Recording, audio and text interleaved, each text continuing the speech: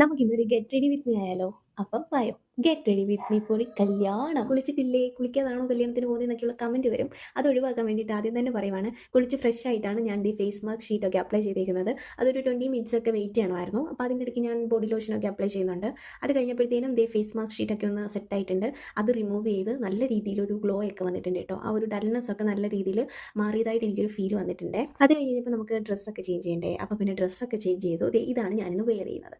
എനിക്ക് നല്ല രീതിയിൽ ഇഷ്ടപ്പെട്ടു. ഇതൊരു ടോപ്പ് ബോട്ടം ആൻഡ് ദുപ്പട്ട സെറ്റായിട്ട് വരുന്നതായിരുന്നു. ഇത് ഞാൻ മാക്സിന്നാണ് വാങ്ങിയത്. ഇപ്പോൾ ഓഫർ നടക്കുന്നുണ്ടല്ലോ, അങ്ങനെ വാങ്ങിയതാ കേട്ടോ. അത് കഴിഞ്ഞപ്പോൾ ഞാൻ ദി ടെംഡ്രോക്കിൻ്റെ സൺസ്ക്രീൻ അപ്ലൈ ചെയ്യുന്നുണ്ട്. നല്ല രീതിയിൽ സൺസ്ക്രീൻ ഇട്ടെടുക്കുന്നുണ്ട്. നല്ല വെയിലായിരിക്കും അവിടെ, അതുകൊണ്ടാണ് ഞാൻ ഫൗണ്ടേഷൻ അപ്ലൈ ചെയ്യുന്നത്. ഇതൊന്നും ഞാൻ അങ്ങനെ അപ്ലൈ ചെയ്യുന്നില്ല, സൺസ്ക്രീൻ പൗഡർ ഇട്ടിട്ടാണ് പോകുന്നത്. പക്ഷേ എനിക്കൊരു ആഗ്രഹം, അതിൻ്റെ പുറത്ത് ഞാൻ ടെസ്റ്റ് ചെയ്യാൻ വേണ്ടിയിട്ട് വാങ്ങിയതാണ്.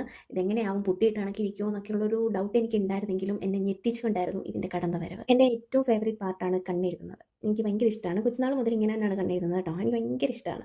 അപ്പം ഞാനത് ഈ ഐലൈനർ വെച്ച് മേളിൽ എഴുതി, പിന്നെ ഐക്കോണിക് കാജൽ വെച്ചിട്ട് താഴെ എഴുതിയിട്ടുണ്ട്. പിന്നെ ലിപ്സ്റ്റിക് ഇടുന്നുണ്ട്. ലിപ്സ്റ്റിക് ഇല്ലാത്തൊരു ജീവിതം ഇല്ലല്ലോ. അപ്പോൾ അങ്ങനെ ലിപ്സ്റ്റിക് നല്ല രീതിയിൽ അപ്ലൈ ചെയ്ത് കൊടുക്കുന്നുണ്ട്. ഇടയ്ക്കാണ് ഫുഡ് കഴിച്ചില്ലല്ലോ എന്ന് ഓർത്തത്. അങ്ങനെ വലിയ ടാസ്ക് ആയിരുന്നു. ലിപ്സ്റ്റിക് ഇട്ടുകൊണ്ട് എങ്ങനെ ഫുഡ് കഴിക്കാം, അങ്ങനെ എങ്ങനെയൊക്കെയോ കഴിച്ചു.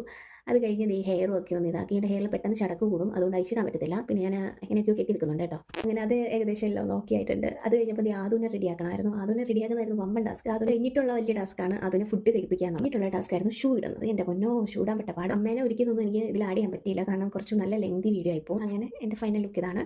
കല്യാണം മറ്റു വിശേഷങ്ങളൊക്കെ ആയിട്ട് അടുത്ത വീഡിയോയിൽ കാണാവേ. അപ്പോൾ ഇത്രയുള്ളൂ. Bye by.